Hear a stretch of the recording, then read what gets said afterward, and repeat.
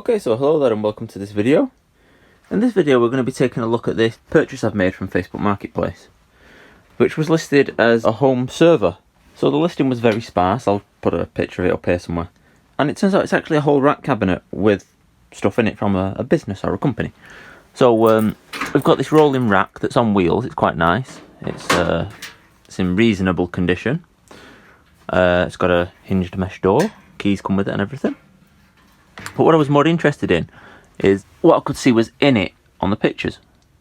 Now you can see I've already taken all the cable mess that was in it out, because this was a nightmare to move, because all these cables were hanging out the bottom. There's no bottom panel in this, it's just open. So they were all dangling out everywhere. So I've taken all of these out. There's a mix of stuff here. There's some USB cables, USB A to B. There's USB 3, so there must have been maybe external hard drives or something in the rack plugged in. Whatever, that's all up there. So the main stuff was, I sent her a message and said, is everything in the photos as it stands included? And the answer was, I'll check with my boss, and then it was, yes it is. So I was like, oh, perfect, I'll come for it now. Because it was £50. Anyone who knows anything about any of this equipment will know that £50 is a steal. The cabinet itself will cost you a fair few quid. Then you've also got a Netgear switch in here. This is a JGS 524PE, which has got PoE on half of the outputs, 12 of them, and non-PoE on the other half. ProSafe Plus switch, which means it's the smart managed switch, so you can set up VLANs and configure it and everything. It's not bad, that's probably a couple of £100 for that. There's an APC Smart-UPS C1000 in here with a digital screen on it. You can see here. It doesn't actually turn on. I tried to put it on, but it won't. So that's in fairly good condition. It's probably going to be flat. Might even need new batteries. I don't know how old this stuff is, but another thing I was really interested in is under there. And I'll move this in a moment so there's better light, but you can see there's a Synology network storage rack server there. So I've not actually played with this too much, but I do know that there is drives in the Synology. So this is my first proper look at it, but we've got 4 3TB WD red hard drives in there. Now maybe 1, 2 of those is worth what I've paid for this whole system if they work. We don't know how old they are and we don't know what condition they are. They're probably also going to need wiping. Hopefully whoever had it before has wiped their data off, but you never know. There's then this little 1U box here, which I've actually got one of these same cases in my home rack. That is my pfSense firewall router PC. I'll put a video link up here if you want to watch that. But I made a video building that a few years ago. But anyway, for this rack and all this stuff for £50, you can't really go wrong, because even the cabinet itself is worth that. So I'm going to pull all this out. We'll have a look at the condition of this stuff, because we don't know what's going to work or not out of this. And we'll see where we stand with things. The other thing I've noticed as well is this cabinet, I don't know why they've chose to put the UPS, the battery in it there. That's where all the weight is. It's in the middle of everything, and it's halfway up the cabinet. Now there's no cage. I don't think it's been removed from it because there's no nuts in here. But I would have put the battery down at the bottom, because otherwise the weight is all in the middle. And if you look at the rails, you may be able to see that they're actually bent out, like it's gone that way. So maybe it's taken a knock at some point when it's been moved. And this rail is also loose. If you actually pull it forwards and backwards, it moves in and out. So the weight is not doing it any good up there. But yeah, let me get this stuff out and we'll have a look at it. Okay, so with all the equipment out, you can now see the bent rails there, where the battery seems to have moved that way. That one's bulged this way, and this one is that way. It's also not straight, it's come loose, but the screws in these rails are really loose. So they've definitely taken a knock. The other thing as well is the wheels are on these sort of plates, and they're all coming loose. They're like self-tapping screws into the chassis, and they're really not very good. So that probably needs nut and bolting through to the inside with something more substantial, because it's just threaded into the metal at the moment. I may reuse this cabinet for an upcoming project, or I may just move it on. I'm not sure yet. I'm not sold on what's happening with this. But it is a nice box, as I say. You can see key access on both sides, and also screws to secure the panels. Same on the back there. So yeah, it's a nice little rack. Okay, so with all the equipment out, let's have a look at what we've got here. So we have the ProSafe JGS524PE switch. I have every faith this is going to just work, but I've got a power cable here. We'll just plug this stuff in and have a look. Fans come on, all the lights are on. It's gone off.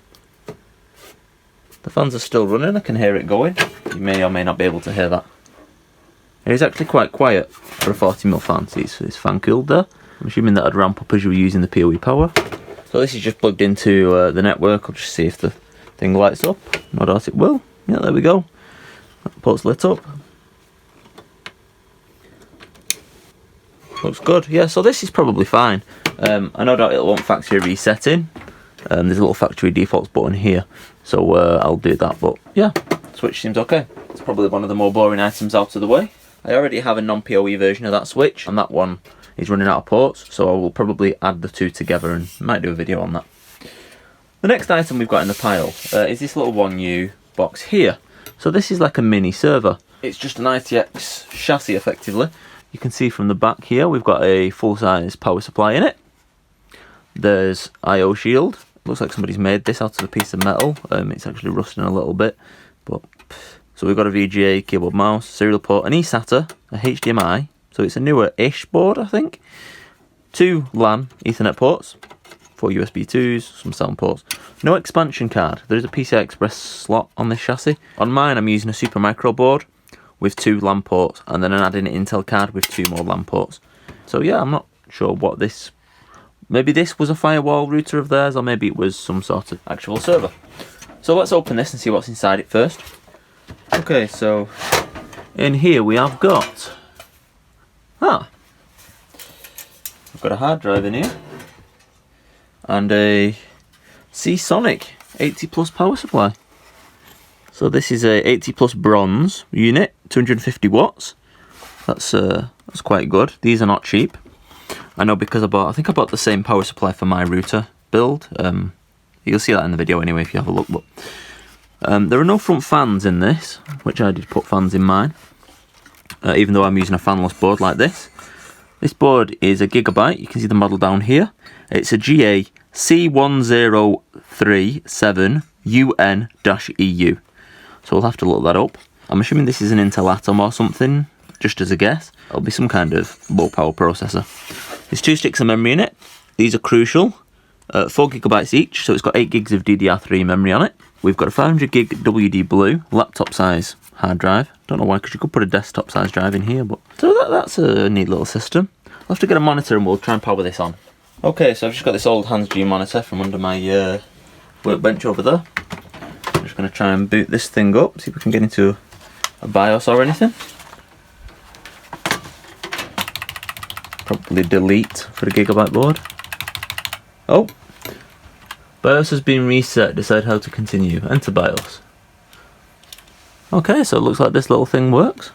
I don't think you can see anything because this monitor's so dim. Okay, that should be a little bit you should be able to see now. So we can see here we've got 8 gigs of RAM as we know already. That's running at 1600 as well, so that's quite nice. CPU's at 19 degrees. Where does it say? This is 1.8 gigahertz. Oh, here we go. So the CPU is an Intel Celeron 1037U at 1.8 gigahertz. It's got 2 cores. So it's a dual core Celeron, not an Atom. But that also explains why the board is a C1037, because that's the Celeron 1037 that's on it, so yeah. Little Celeron system. Let's just quit without saving and see if it'll start up. Oh yeah, so it's got IP Fire on it. So yes, this was used as a firewall before. I'm not going to start this up. In fact, I'm going to wipe this hard drive, as it should have been done before they sold it, but oh well. I'll move this out of the way and then let's look on the next item. I'll look at the UPS battery unit first, and then I'll go and get my laptop to do the Synology and have a look, because there's obviously no display output from that.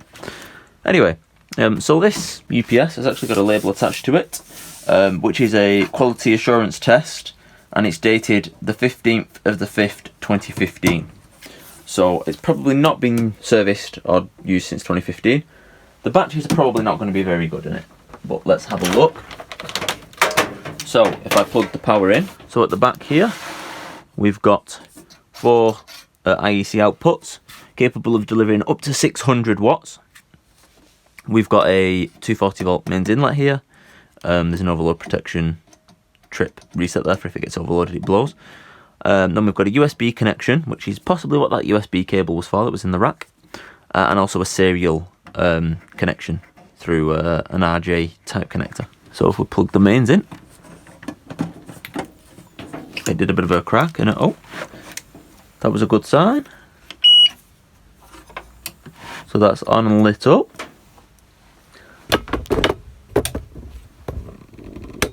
It's doing a self-test at the moment, or it did try to do a self-test. Oh, so it's not just pipping and beeping. We've got a cross on the battery symbol, so the batteries are really dead. That could be because they've been stood discharged for so long, it could have damaged them. If we press the menu key here, it goes through all the events. It'll tell us how much wattage, how much percentage that we're using. All that's okay. So that's working as it should. We've got a mute button there to mute the beeping. But so this thing, it seems like the battery probably needs replacement in it, which I expected. Let's turn this off. And just remove the mains power. So on these, it looks like they're possibly toolless to get the batteries out. I've not actually had a rack mount version before. I've done lots of videos on the non-rack mount ones, rebuilding battery packs and everything, just the standard Smart-UPSs, but I've not had a rack mount version. Ah, so you undo the screw and slide it to the left. Ah, this battery pack looks very familiar. If it's, yes it is. Right, okay. So I have a back UPS BR900, I think it is, a Pro version, that uses this same battery pack. I did a video on rebuilding one of these already. I'll put that link up here for that video. These are 12 volt, 7 amp hour cells, I believe. It actually says 9 amp hour 12 volt here. This battery pack is very dry. I don't know if you can hear that rattling. It's not the sticker. And there's no, well, there's a very slight slushing sound and a lot of rattling. They're not swirled though, which I'm impressed by. Oh no, they're actually swirled a bit here. Oh yeah, look, it's swollen there and leaked acid. You can see there's just like a bit of the acid residue there. It's completely dried the cell out. Oh, it's cracked there as well on the other end. That one's really gone. You see that crack there right through the housing? Where the battery's completely given way. And the acid's all dried up that was in them. So these are very, very bad. Like well shot. I don't think I've ever had a set of cells quite this bad. I need to order some cells to rebuild this pack.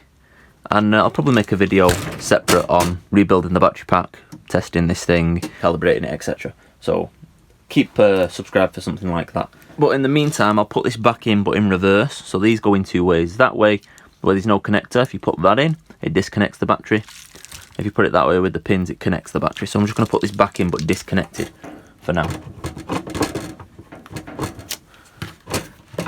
So, oh, I've got to that way.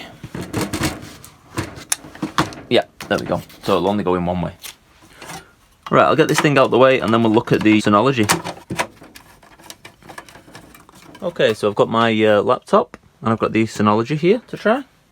So as I've shown you, it's got 4 3TB Western Digital red hard drives in. Let's just have a look what date these are. 16th of April 2015 on that one. I'm assuming they'll have all been put in at the same time.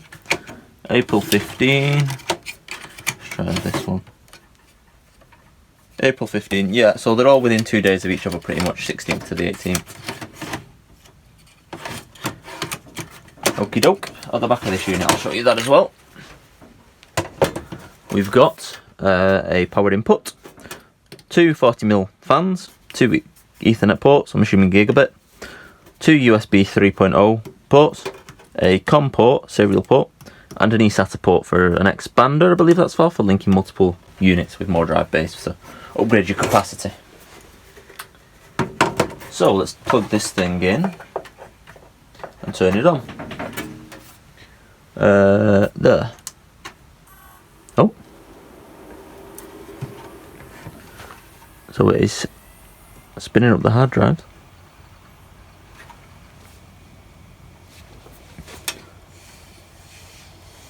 They all sound okay. There's no clicking, grinding or anything like that.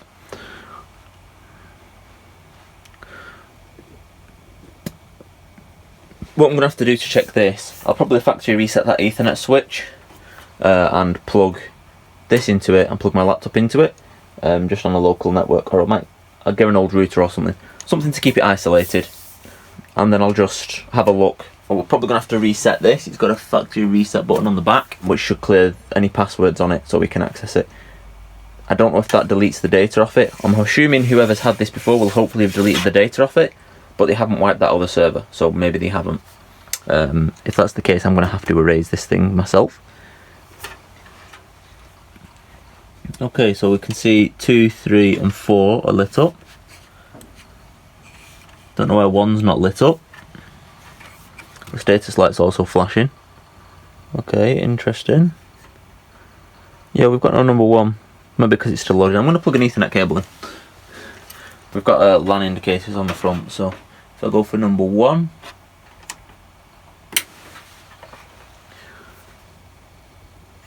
There we go. That's plugged into a router just out of shot.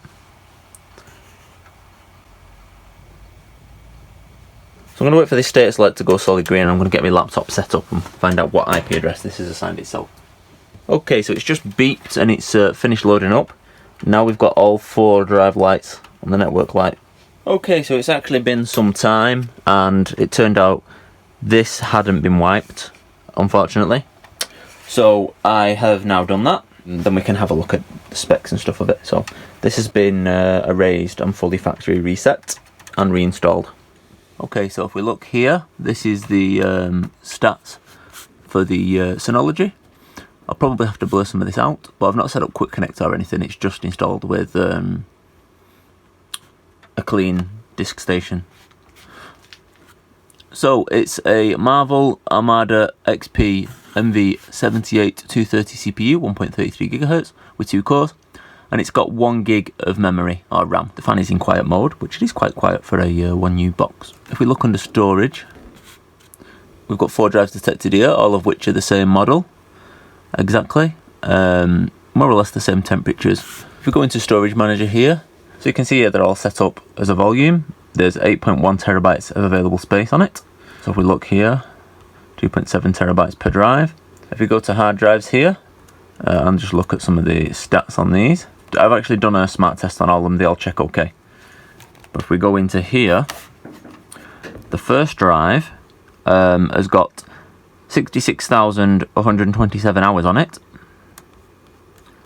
The second drive has got 66,128 hours on it. This one here has got 66,127 hours on it.